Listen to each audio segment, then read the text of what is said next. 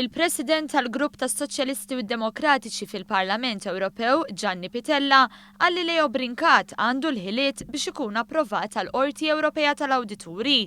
Pittella li jmexxi t-tieni l-akbar grupp fil-Parlament Ewropew ċanfar l-aġir fil-vot dwar in-nominat f'Malta f'kummenti li tal il-Gazzetta Kulħadd. Waqt ismih fil-Kumitat dwar il-kontroll tal-budget, is-Sur Brincat wera li għandu l-kapaċità li jkopri dan ir-rwol għal Gianni Pittella.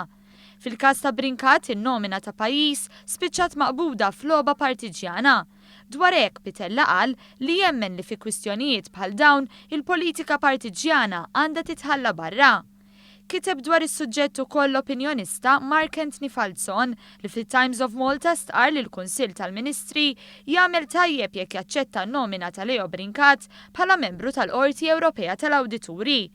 Brincat kien innominat minn gvern leġittimu huwa diċenti u kapaċi. Il-merti tiegħu waslu biex kiseb ukoll l-approvazzjoni tal-Kumitat tal-Kontroll tal-Budget tal-Parlament Ewropew, kiteb Falzon.